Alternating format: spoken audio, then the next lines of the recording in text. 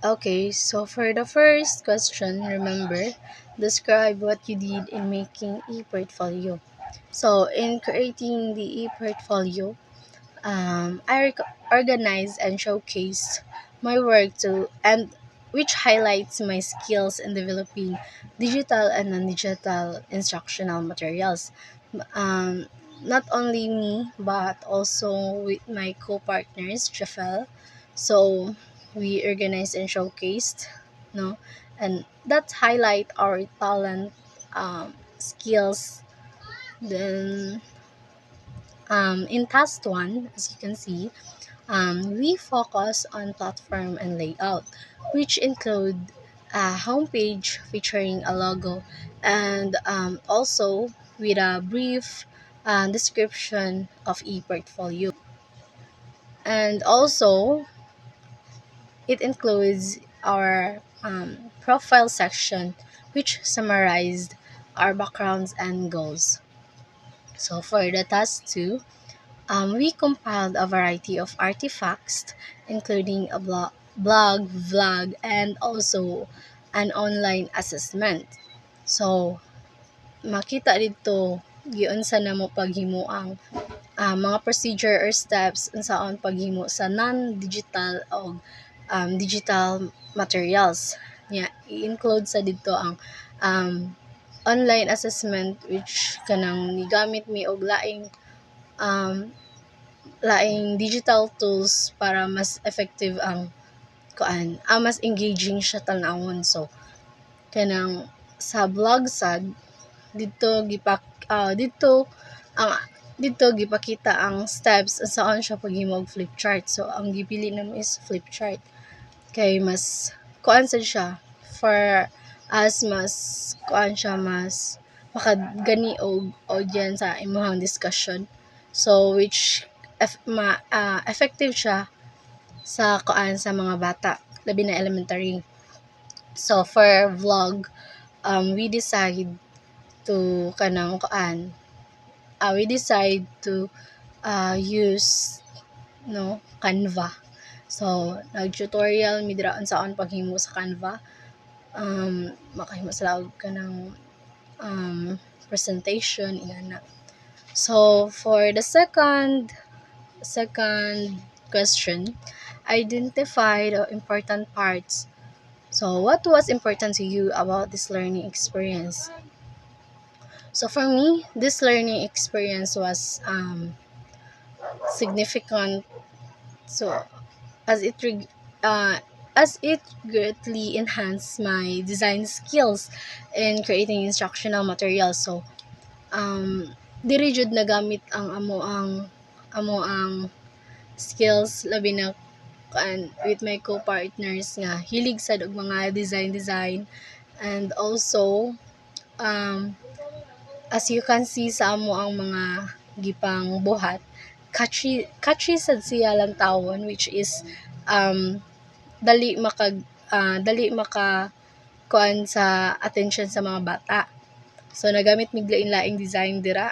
Then also among mga gipanggamit nga color, then wala ra mi nag-focus sa usa ka design. So kuan jud amo ang skills unsaon paghimo sa kanang paghimo sa entire sample works namo, which is a blog, vlog, and online assessment. So through the process of making the a portfolio, we challenge ourselves to create engaging and visually appealing instructional materials that will be beneficial in our not only with myself but also with the entire block nga kanang mga future educators. So mas nakatabang jud siya sa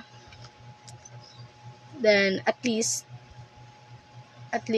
sa mga naiginahan nga sa mga mo visit sa amo ang e-portfolio, at least nasa sila yung idea unsaon or laing idea unsaon paghimo og mga non-digital and digital instructional materials. Okay, so for the third one, third question, put it together. So, what does this remind you of? What kind of connection can you make between this learning experience and something else you know? So, in this learning experience, it reminds me of my earlier studies, which is sa high school. Okay, naghimo mi dito og mura sa siya ani but dili siya gitawag og i-portfolio. I forgot the term but dito gipakita. Mo siya scrapbook something ngay nga na dito gipakita gipakita dito sa mga kanang gipa project kami ato unsaon pag kanang lain-lain nga mga design gani sa sa pag create og kanang scrapbook ingana. Then so diri jud nakita nako nga sa homepage hantod sa kinalasan nice jud kay siya lantawon, so which is ma-enhance gyud ang amo ang um, skills no sa paghimo og mga ingani. So although kuan siya kanang first time nako mo gamit og e-portfolio kay kan sa una kan mga mga portfolios raman jud to kanang like wala siya nag-use og digital gani, so mas engaging jud ay basta kuan gamitan sa nato og digital labi na sa mga 21st century. And also kita mga future educator, so dili nakuan ako dili is dili lang siya dili siya kanang kapoy buhaton. I mean kapoy siya buhaton but tungod sa mga lain-lain nga mga design nga imong ma-include sa imong e-portfolio or sa imong content, mas makakuan siya, motivate siya nimo. Okay. So for the next question, pick it apart.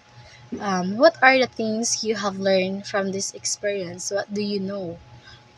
What do you now know? So from this experience, I have learned that both non-digital and digital IMs or instructional materials, sorry, play a crucial roles in enhancing learning. So, kung good, tuon ako if magamit og mga digital sa una, matugan ako sa tinuod, mas bet jud nako if nan digital kay kuan magamit jud nako ang akong skills unsaon paghimo og mga non-digital IMs.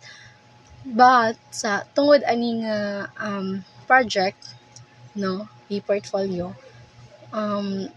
mas nakuan ako siya maayo kay more on Canva raman akong gamit, so like mas kuan jud siya, mas engaging jud siya if sagda na to og digital materials. And kuan sad siya kanang dali sad siya buhaton kay naa naman dira ikaw na lang mag-include og mga unsaon nimo pag design ingana. So ingana, so moto we realize the value of integrating digital tools, especially in the context of 21st century learning. So okay, so next, how will you use what you learned from this experience in the future? So I plan to utilize the skills and knowledge I have gained from this experience when applying jobs, no? Maybe nasa DepEd, nga na. And also in my future teaching practice. So diri mapakita nako ang kanang nasa day ko'y ibuga sa mga sa paghimo og non-digital o digital materials. So also I will continue to develop my capabilities in creating both digital and non-digital instructional materials, no, para mas mo enhance pa jud maayo ang akong skills kay sa kaning 21st century lahi na ra ba og kanang Lahi-lahi na ra baon sa akong paghimo og mga non-digital na nay mga grabe na kayo og kanang creation gani. So para mas ma-align ko sa kanang sa mga new trends. So me myself, um, ako sad siya i-continue og maayo sa mga pag-explore sa lahi nga kanang lahi nga mga digital sites or digital tools um in making instructional materials and teaching.